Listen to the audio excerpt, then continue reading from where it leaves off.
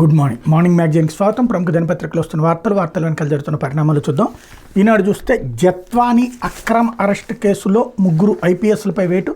సీతారామాంజనేయులు, కాంతి రాణా తాత, విశాల్ గున్ని సస్పెన్షన్. నటి అరెస్టుకు నాటి సీఎంఓలోనే వ్యూహరచన. ఎఫ్ఐఆర్కు ముందే అరెస్టుకు ఆదేశించిన పిఎస్ఆర్.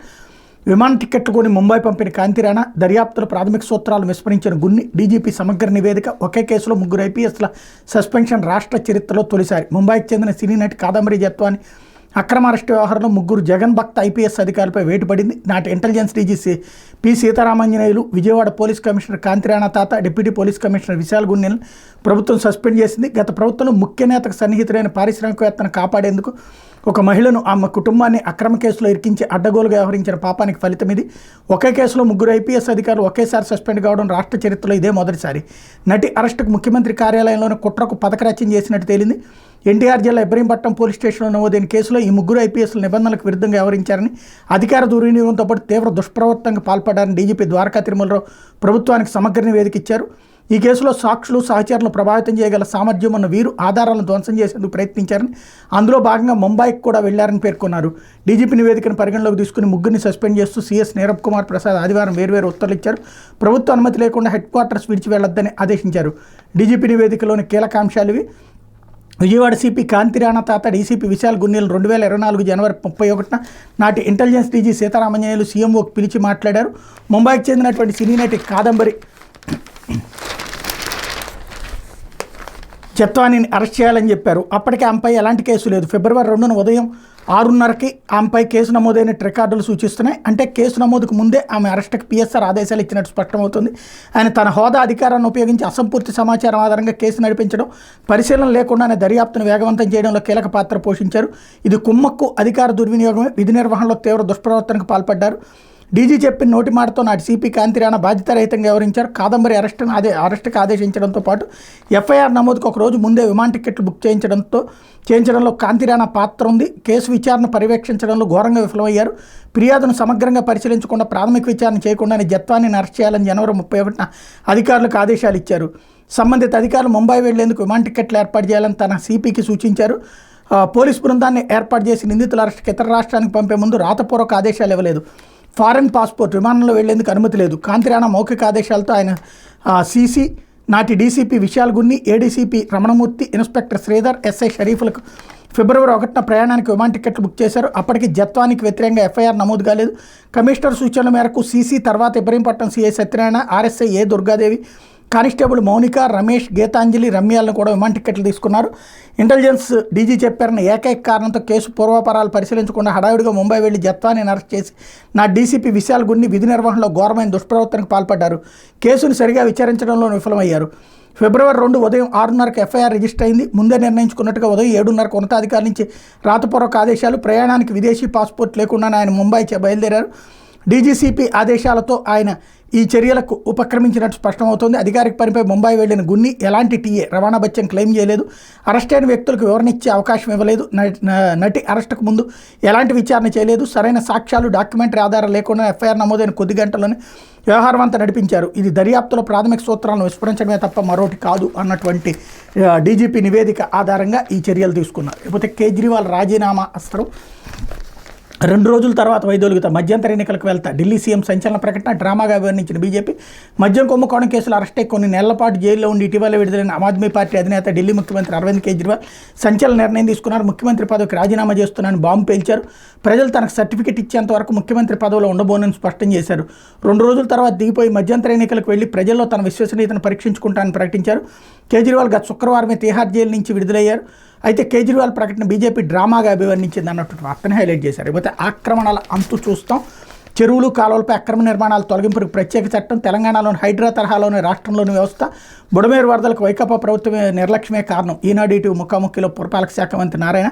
చెరువులు, వరద కాలువల ఆక్రమణల తొలగింపునికి తెలంగాణలోని హైడ్రా తరహాలోని రాష్ట్రంలో ప్రత్యేక వ్యవస్థ ఏర్పాటు, అవసరమైతే కొత్త చట్టం తీసుకొస్తానని పురపాలక పట్టణాభివృద్ధి శాఖ మంత్రి నారాయణ పేర్కొన్నారు. వైకాపా ప్రభుత్వ పాలనలో జలవనరులను ఆక్రమించి భారీగా చేపట్టిన నిర్మాణాలతో వరద నీరు నివాస ప్రాంతాలు ముంచెత్తుతోందన్నారు. అక్రమ నిర్మాణాలు తొలగింపుతోనే భవిష్యత్తులో విజయవాడ తరహా విపత్తులు రాష్ట్రంలో పునరావృతం కావని స్పష్టం చేశారన్నటువంటి వార్తని హైలైట్ చేశారు. లేకపోతే ఎంబీబీఎస్ మొదటి విడత సీట్ల భర్తీ 3507 మంది కేటాయిస్తూ జాబితా విడుదల. రాష్ట్రంలోని 35 వైద్య కళాశాలలో 2024-25 విద్యా సంవత్సరానికి సంబంధించి ఎంబీబీఎస్ కన్వీనర్ కోటా సీట్ల కేటాయింపు జాబితాను విజయవాడలో డాక్టర్ ఎన్టీఆర్ ఆరోగ్య విజ్ఞాన విశ్వవిద్యాలయం ఆదివారం విడుదల చేసింది అన్నటువంటి వార్తని హైలైట్ చేశారు. అయితే రివర్స్ టెండర్ల విధానం రద్దు. రాష్ట్రంలో గత వైకాపా ప్రభుత్వం అమలు చేసిన రివర్స్ టెండర్ల విధానాన్ని ఎన్డీఏ ప్రభుత్వం రద్దు చేసింది. గతంలో అనుసరించిన సంప్రదాయం టెండర్ల విధానాన్ని తీసుకొస్తూ జనవరుల శాఖ ప్రత్యేక ప్రధాన కార్యదర్శి సాయి ప్రసాద్ ఉత్తర్వులు జారీ చేశారు. రివర్స్ టెండర్ల విధానంలో లోపాలు ఉన్నాయని, వాటిని పునఃసమీక్షించి సిఫార్సులను ఇవ్వాలని బోర్డ్ ఆఫ్ చీఫ్ ఇంజనీర్స్ని ప్రభుత్వం కోరింది.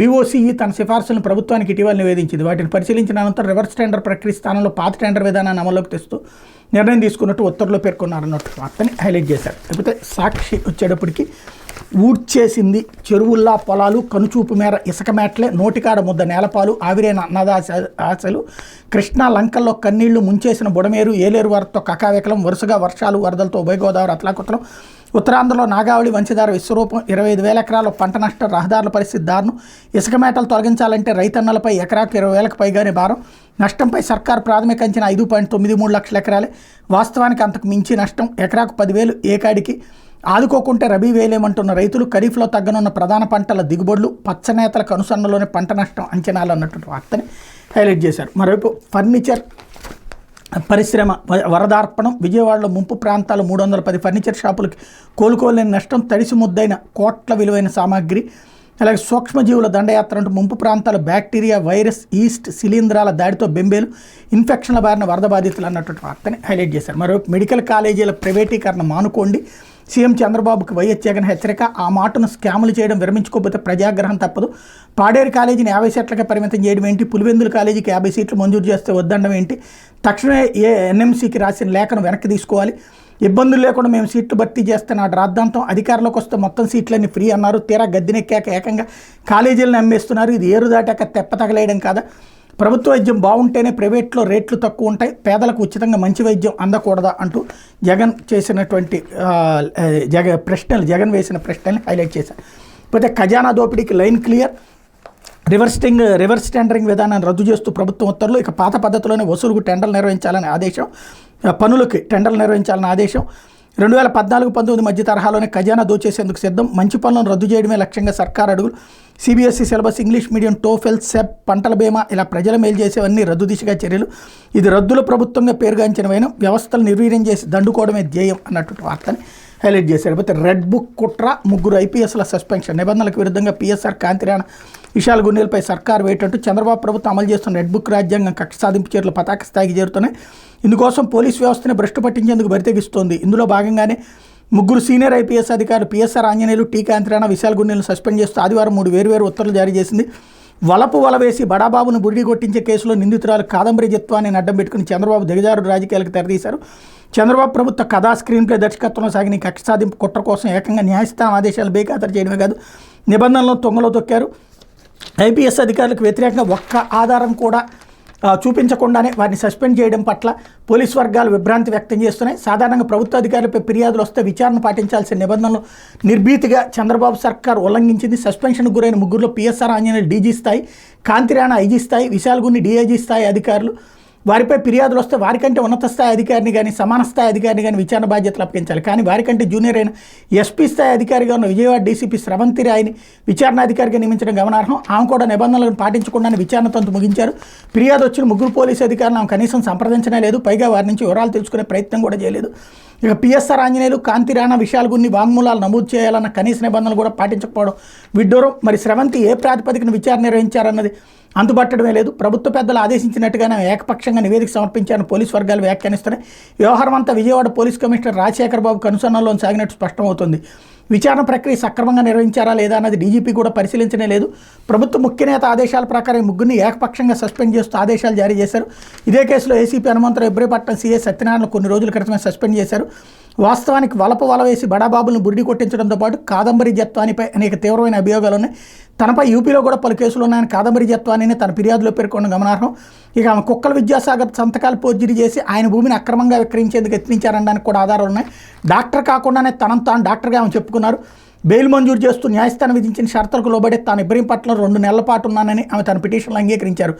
ఆ సమయంలో తమకు సహాయం కోసం 2 కానిస్టేబుళ్లు నియమించారని కూడా తెలిపారు. అంటే అప్పుడు విజయవాడ పోలీసులు నిబంధన మేరకు వ్యవహరించినట్టు స్పష్టమవుతోంది. అంతటి నేర చరిత్ర ఉన్న కాదంబరి జత్వాన్ని రాష్ట్రంలో టీడీపీ కూటమి ప్రభుత్వం అధికారంలోకి రాగానే విజయవాడ పోలీసులు విశిష్ట అతిథిగా మారిపోయారు. ఐపీఎస్ అధికారులు పిఎస్ఆర్ ఆంజనేయులు, కాంతి రాణా విశాల్ గున్నెల నిబంధనలకు విరుద్ధంగా సస్పెండ్ చేసి కుట్ర అమల్లో భాగంగా ఆమెకు ప్రభుత్వ అతిథి గృహంలో విజయవాడ పోలీసులు రాచి మర్యాదలు చేస్తున్నారు.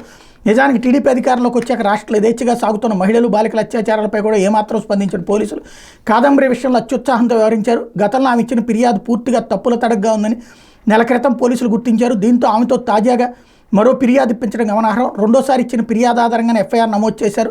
తనను అరెస్ట్ చేసేందుకు డీసీపీ విశాల్ గున్నీని ప్రత్యేక విమానాల్లో ముంబై పంపించారని కాదంబరి జత్వాన్ని తన ఫిర్యాదులో పేర్కొన్నారు.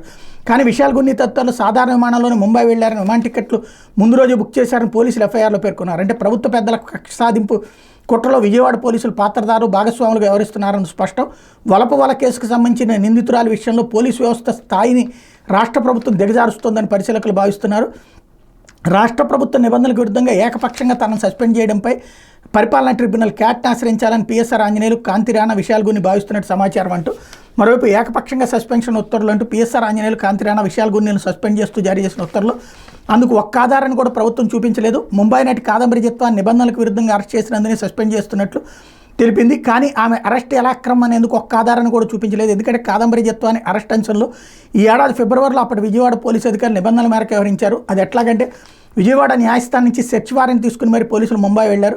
కాదంబరి జత్వాన్ని అరెస్ట్ చేసే విషయాన్ని ముంబై పోలీసులకు ముందుగానే తెలిపారు. వారి సహకారంతో వారి సమక్షంలోనే ఆమెను అరెస్ట్ చేశారు. అనంతరం కాదంబరి జత్వాన్ని అరెస్టుకు సంబంధించిన పంచనామా నివేదికను ముంబై న్యాయస్థానానికి సమర్పించారు. దాంతో ఆమె అరెస్టు సక్రమైన ముంబై న్యాయస్థానం నిర్ధారించి ఆమెను విజయవాడకు తీసుకెళ్లేందుకు అనుమతిస్తూ పీటీ వారెంట్ జారీ చేసింది. అనంతరం కాదంబరి జత్వాన్ని విజయవాడ న్యాయస్థానంలో హాజరుపరిచారు. ఆమె అరెస్టు సక్రమైన విజయవాడ న్యాయస్థానం సైతం నిర్ధారించి ఆమెపై పోలీసులు నమోదు చేసిన అభియోగాలకు బలం చేకూర్చే సాక్ష్యాధారాలతో సంతృప్తి చెందింది. అందుకే ఆమెకు రిమాండ్ విధించింది. ఇలా కాదంబరి జత్వాన్ని అరెస్టు ప్రక్రియలో అప్పటి విజయవాడ పోలీసులు ఇంతగా నిబంధనల ప్రకారం వ్యవహరిస్తే అసలు ఆమె అరెస్ట్ అక్రమని ప్రస్తుత టీడీపీ ప్రభుత్వం ఆరోపిస్తున్న విడ్డూరంగా ఉంది. కనీసం ఒక్క ఆధారం కూడా చూపించకుండా అక్రమ అరెస్ట్ అని ఏకపక్షంగా ప్రకటించడం ప్రభుత్వ కక్ష సాధింపు చర్య తప్ప మరొకటి కాదని పోలీసు వర్గాలు విమర్శిస్తున్నాయన్నటువంటి వార్తని హైలైట్ చేశారు. ఇకపోతే జగన్ పాలనలో తలసరి ఆదాయం భారీగా పెరుగుదల. గత 5 ఏళ్లలో 88,448 పెరిగిన రాష్ట్ర తలసరి ఆదాయం. గతంలో చంద్రబాబు 5 ఏళ్ల పాలనలో పెరుగుదల 60,128 రూపాయలు మాత్రమే అన్నటువంటి వార్తను హైలైట్ చేశారు. బాబు పాలనలో చివరి ఏడాది 1,54,031గా ఉన్న రాష్ట్ర తలసరి ఆదాయం జగన్ పాలనలో 2,42,479 పెరుగుదల. వైఎస్ జగన్ పాలనలో జాతీయ సగటును మించి పెరుగుదల 2023-24 దేశ ఆర్థిక వ్యవస్థ గణాంకాల నివేదికలో ఆర్బీఐ వెల్లడించింది అన్నటువంటి వార్తని హైలైట్ చేశారు. లేకపోతే ఇసుక రవాణా ఛార్జీలకు 6 స్లాబ్లు ఉత్తర్వులు జారీ చేసిన ప్రభుత్వం. వైపు ఉచిత ఇసుక అంటూనే మరోవైపు రకరకాల ఛార్జీలను ప్రజలపై మోపుతోంది టీడీపీ ప్రభుత్వం. ఉచిత ఇసుక విధానంలో రవాణా ఛార్జీలు రాష్ట్రమంతా ఒకేలా ఉండేలా జీవో జారీ చేసింది. కిలోమీటర్ల ప్రకారం 6 స్లాబులుగా రవాణా ఛార్జీలు పెట్టింది అన్నటువంటి వార్తని హైలైట్ చేశారు. లేకపోతే సముద్రంలో బోటు దగ్ధం, 5 మత్స్యకారులు సురక్షితం, 35 లక్షల ఆస్తి నష్టం. విశాఖ సముద్ర తీరంలో ఫిషింగ్ బోట్ అగ్నికావుతైంది. 5 మత్స్యకారులు సురక్షితంగా బయటపడ్డారు. ఈ 5 ఆదివారం వాసుపల్లి అప్పయ్యమ్మకు చెందినటువంటి మెకనైజ్డ్ బోట్ చేపల వేటకు వెళ్ళింది అన్నటువంటి వార్తని హైలైట్ చేశారు. లేకపోతే అమ్మో ప్లాస్టిక్ భూతం అంటూ ప్రపంచాన్ని కమ్మేస్తున్న ప్లాస్టిక్ మహమ్మారి. ఇందులో రీసైక్లింగ్కి నోచుకుంది 5.21 లక్ష కోట్ల టన్నులు. వీటిలో 18% భారత్ నుంచే. ఏటా భారత్లో 93 లక్షల టన్నులు ప్లాస్టిక్ వ్యర్థాలు. చైనా కంటే భారత్లోని అత్యధిక ప్లాస్టిక్ వ్యర్థాల ఉత్పత్తి లీడ్స్ యూనివర్సిటీ అధ్యయనంలో వెల్లడైంది అన్నటువంటి వార్తని హైలైట్ చేశారు.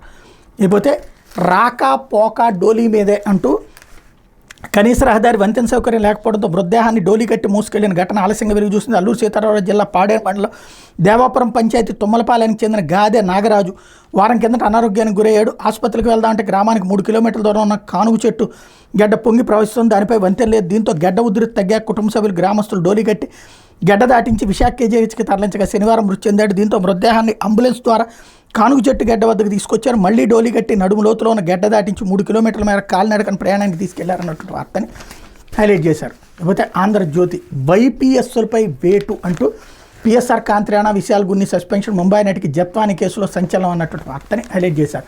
మరోవైపు రాజీనామా చేస్తా పదవి నుంచి తప్పుకుంటారని ఢిల్లీ సీఎం కేజ్రీవాల్ ప్రకటన హైలైట్ చేశారు. మరోవైపు జమిలి ఈ టర్మ్లోనే అంటూ ఒక దేశం ఒక ఎన్నికకు అన్ని పార్టీల మద్దతుపై మోడీ సర్కార్ ఆశాభావం. ఎన్డీఏ పార్టీల మధ్య సమన్వయం బేష్. ఈ బంధం 5 ఏళ్లు కొనసాగుతుంది.